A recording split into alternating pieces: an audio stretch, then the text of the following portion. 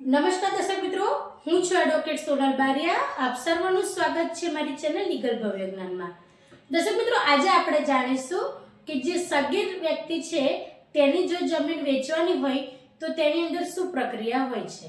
તો દર્શક મિત્રો, કોઈ પણ પ્રકારની 7/12ની જમીનની અંદર જો કોઈ વ્યક્તિનું નામ છે અને તે 18 વર્ષથી નીચેનું છે એટલે કે સગીરા અવસ્થામાં છે, તો તે જે સગીરા અવસ્થામાં જે વ્યક્તિનું નામ છે તેના માતા પિતાને કોર્ટની અંદરથી પહેલા પરમિશન લેવી પડતી હતી તેને ભાગની જે જમીન છે તે વેચવા માટે.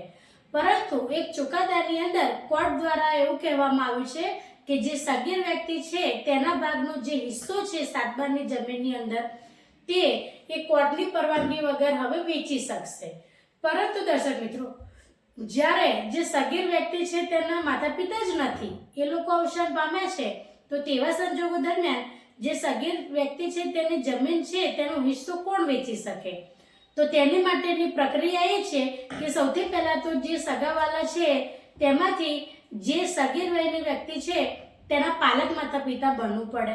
તો પાલક માતા પિતા બનવા માટે તેમને કોર્ટની અંદર અરજી કરવાની છે કે હવે પછી આ જે દીકરો કે દીકરી છે જે સગીર વયનું છે તેનું અમે ભરણ પોષણ કરીશું.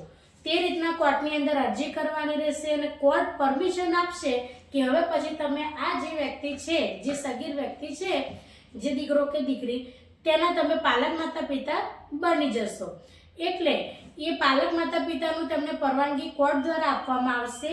ત્યારબાદ બીજી વાર કોર્ટની અંદર પરમિશન લેવાની રહેશે દર્શક મિત્રો, જે પાલક માતા પિતા બન્યા છે જે બાળકના તેમને, કે આ જે વ્યક્તિ છે, છોકરો છે કે છોકરી છે, તેના ભાગનો જે હિસ્સાની જે મિલકત છે કે જે જમીન છે તે અમારે વેચવી છે. તો એના માટે એમને કોર્ટની અંદર પરમિશન લેવાની રહેશે. અને જો કિશોરાવસ્થાની અંદર જે વ્યક્તિ છે, બરાબર છે, 18 વર્ષથી નીચેનું છે, તો એ જે વ્યક્તિનો જે પણ હક છે એને હાનિ ન પહોંચે તો કોર્ટ પરમિશન આપશે, સબ રજિસ્ટ્રાર પણ પરમિશન આપશે અને તે રીતે એ સગીર વયનું જે વ્યક્તિ છે તેની જમીન કે મિલકત વેચી શકાશે, તેનો જે હિસ્સો છે તે વેચી શકાશે.